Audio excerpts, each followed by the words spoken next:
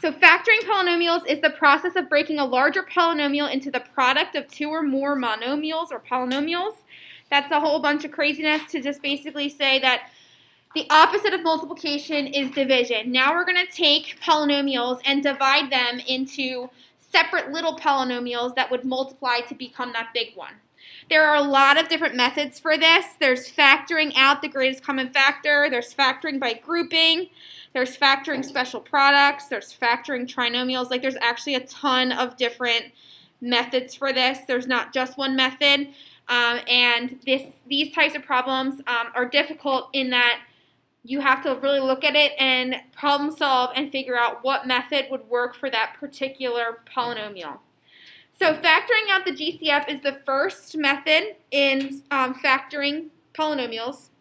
And the GCF is the greatest common factor, which is the biggest number or variable that goes into each term. So if you think back to like pre-algebra, if I gave you two numbers like 12 and 8, and I said, what's the GCF? The GCF is the biggest factor that goes into both. So like the factors of 12 are 1 and 12, 2 and 6, 3 and 4. The factors of 8, 1 and 8, 2 and 4. The greatest common factor is the biggest number that goes into both. In this case, 4 is the GCF of 12 and 8. So what we're doing now is still completing that same type of process, but now we're looking at the greatest common factor between polynomials that not only have numbers, but also have these variables as well. So now we're looking at 6x to the 5th power, 30x to the 4th, and 12x to the 3rd power. There's not a lot of work you need to show. Like, I feel like at this point, a lot of us might be able to just look at these numbers and figure it out in our heads, but if you need to show work, that's fine. But you're basically going to be separating the coefficients with the variables and then deciding the GCF between each little part. So looking at the coefficients, that means I'm looking at the 6, the 30, and the 12. You need to find the biggest number that goes into all of them. Now, if you need to do something like this and show all of the work, find it, that's fine. If you can look at these numbers and just think about the factors of 6 in your head, the factors of 30 in your head, the factors of 12 in your head, and then come up with the biggest one that goes into all three, that works too. But it's the greatest common factor. So like if you said that the answer is 2, that would be wrong because 2 is not the biggest number that goes into all three. What would the GCF be of these three numbers? Yep, 6. So 6 is going to be the GCF of 6, 30, and 12. And now looking at these x variables, now we have to think about the GCF for those. Now this sometimes does require some thinking. We have x to the 5th, x to the 4th, and x to the 3rd. Remember, x to the 5th power is 5 x's. X to the 4th power is 4 x's. X to the 3rd power is 3 x's.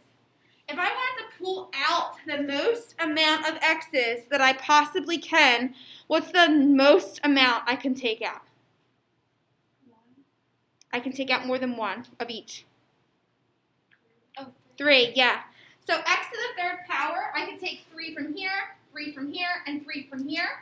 So x to the 3rd power would be the GCF of x to the 5th, x to the 4th, and x to the 3rd. So the GCF of these three terms would be 6x to the 3rd power. Yes? So the GCF for like x to like the 3rd, 4th, 5th, is it always like the smallest? Yes. Number? Yep. So the question was, is the GCF for the variables always the smallest number, like the smallest exponent? And yes. The GCF for any exponents, if you have 3 of them, 4 of them, 5 of them, or any number, it's always actually going to be the smallest, which is interesting because it's called the greatest common factor. But it's the greatest number that can be taken out, and it's always going to be the smallest of the exponents because you can only take like so much from each one.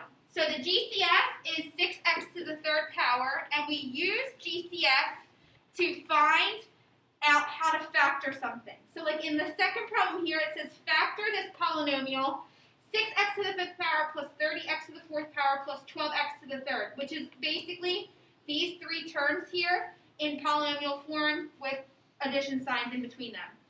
To factor this polynomial, the first thing you're going to want to look at for any polynomial is, can I take any numbers out?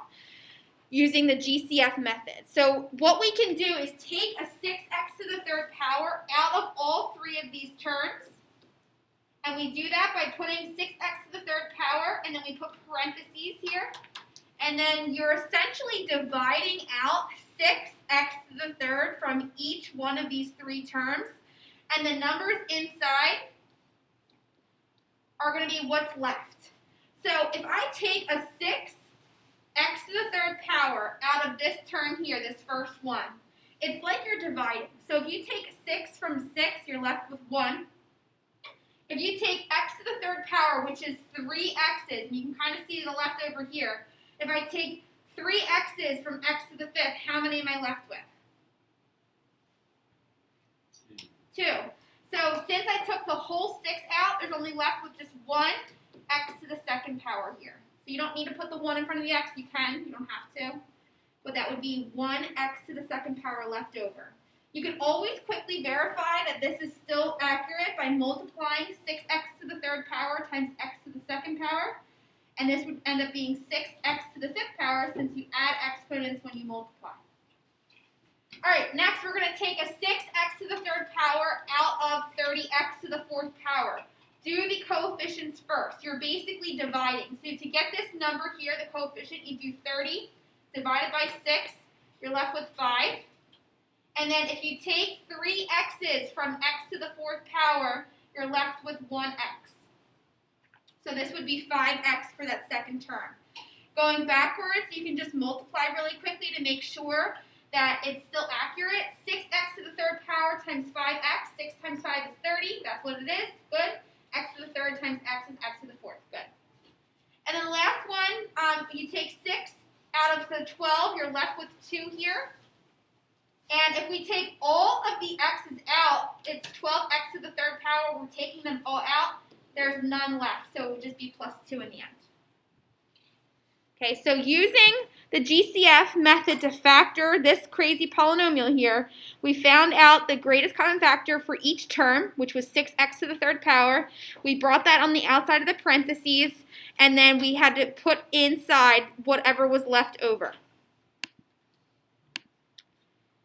All right, so in letter C and D, we're basically doing the same thing. Letter C is asking us to find the GCF of these two little terms and then use that GCF to factor the polynomial in the next question.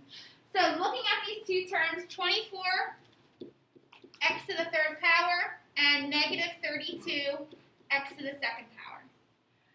So whenever you have negative numbers versus positive numbers, you can kind of forget if they are negative, because when you're finding the GCF of just coefficient numbers, you just want to think of it as positive numbers, because we can always insert a minus sign to show that it's a negative number.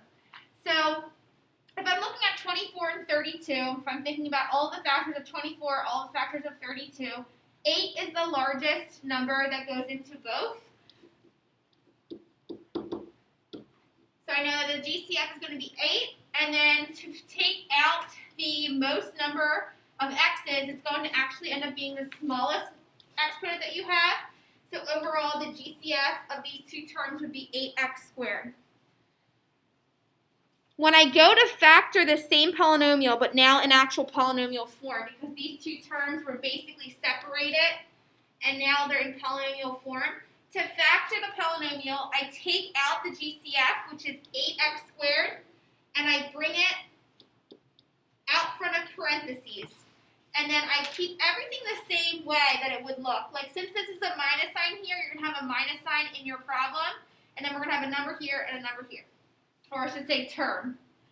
So then I take the 8 from both of the numbers and the x squared from both of the exponents.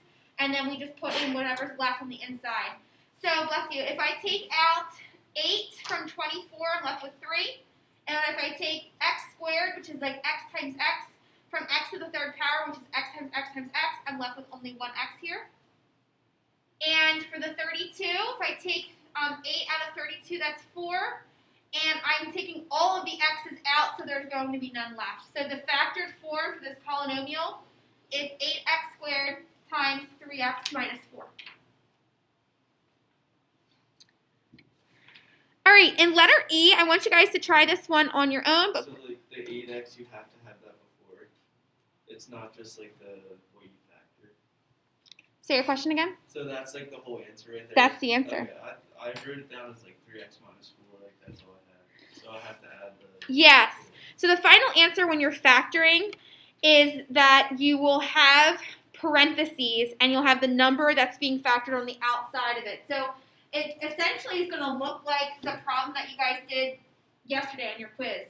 So not particularly on the same exact problem, but every single problem that you saw was multiplication. So in your mind right now, you might be thinking that looks like it needs to be solved. Well, if you solved it, you would basically just be multiplying it out, which will end up looking like this here. So factoring it is the opposite of what we have been doing. We have been simplifying problems and putting them into standard form. Factoring, quite honestly, looks like it needs to be solved still because you're doing the opposite of that. You're taking it and putting it into a different form, which is considered not simplified. So in letter E, what I want you guys to do is factor that, try letter E, factoring this polynomial.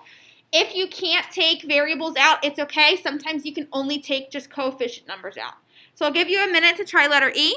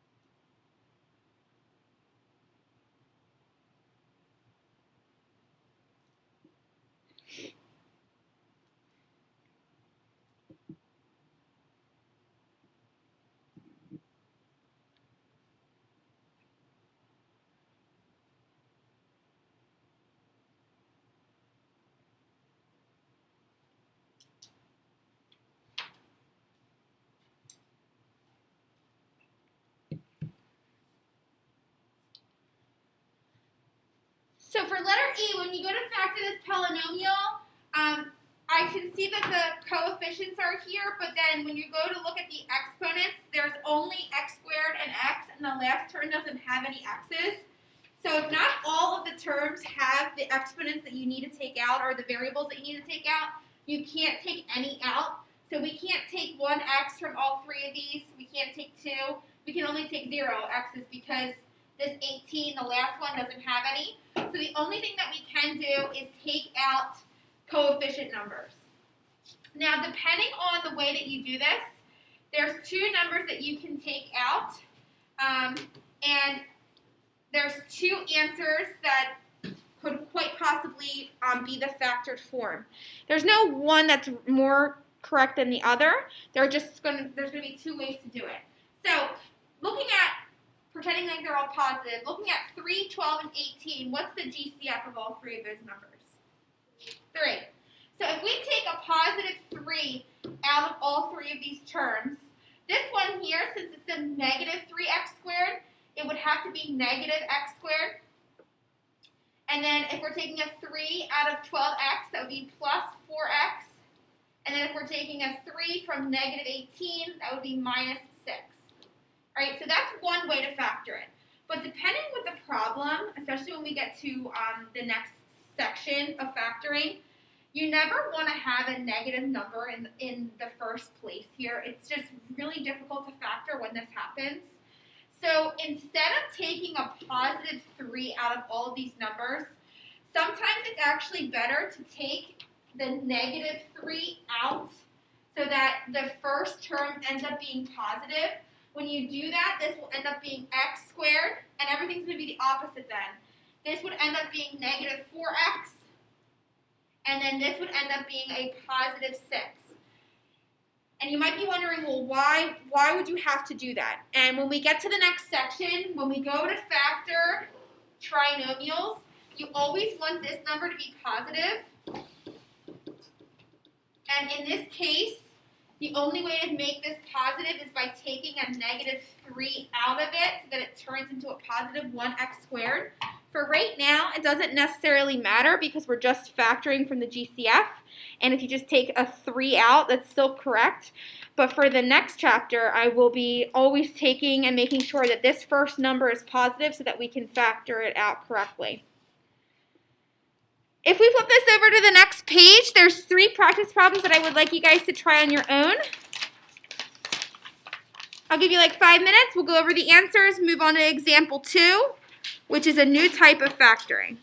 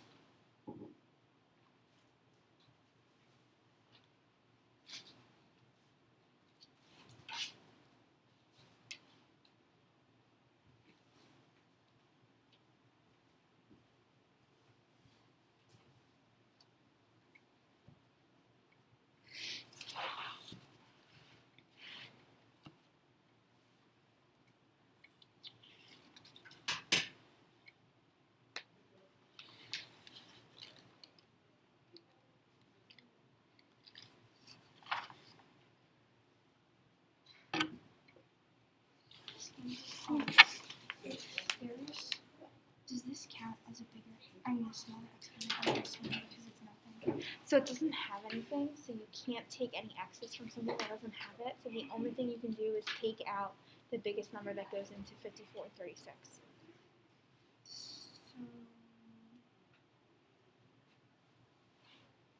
So this would be 2 right here? Yep, you can't take any x's out.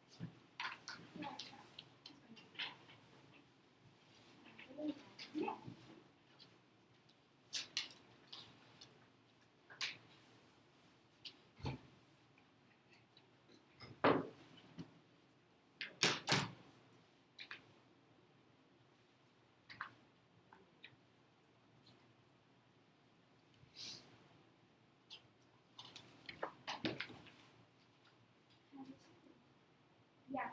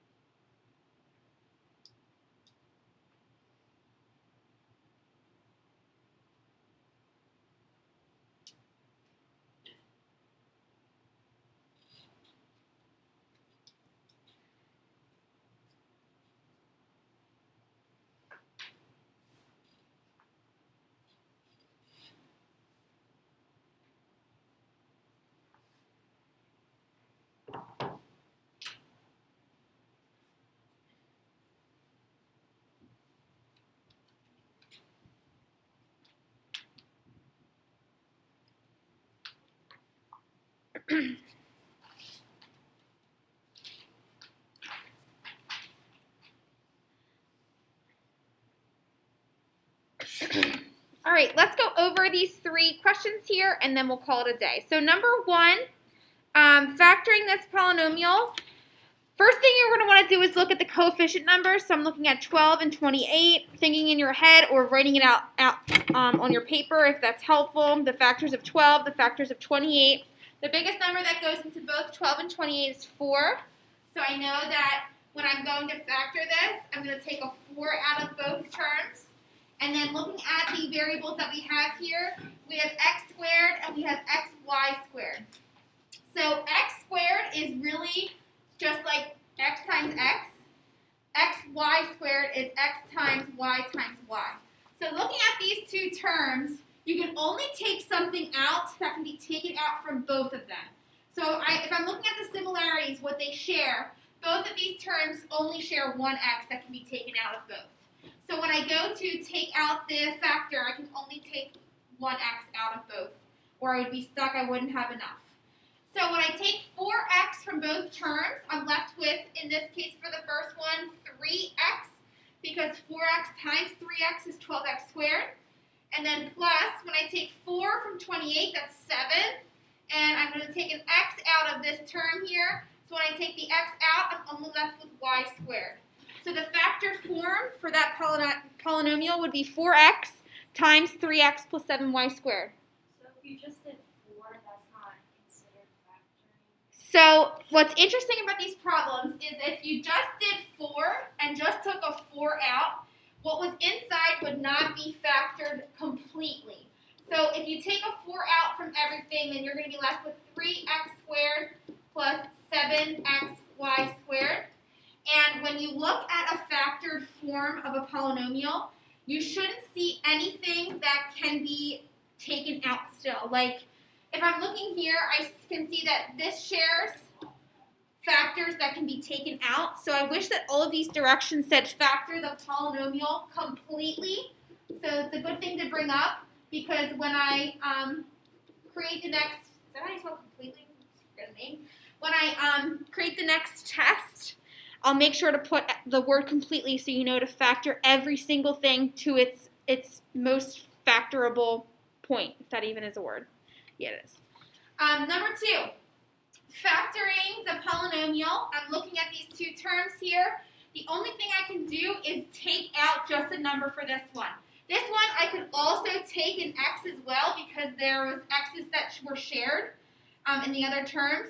But this one I can only take a number.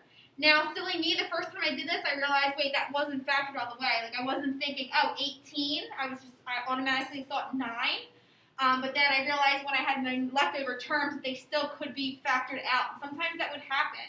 Like, if you take just a 9 out, you might realize that inside is still not factored completely. The biggest number, the greatest common factor that goes into 54 and 36 is 18. All right? So then when you're left with this, it will be 4x squared when you take out the 18, and then minus 2. Wait, no. 3x squared, right? Yeah. Sorry.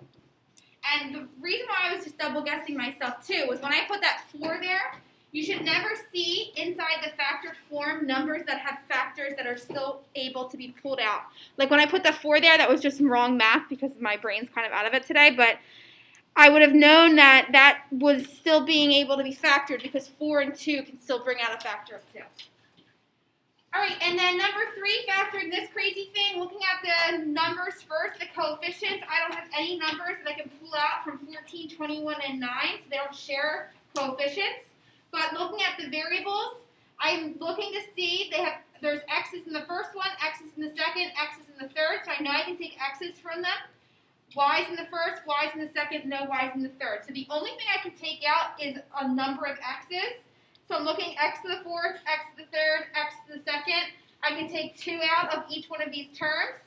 When I do that, I'm left with 14 x squared y to the third plus 21 x y to the second plus 9. So what I did was I took 2 x's from each one of those terms.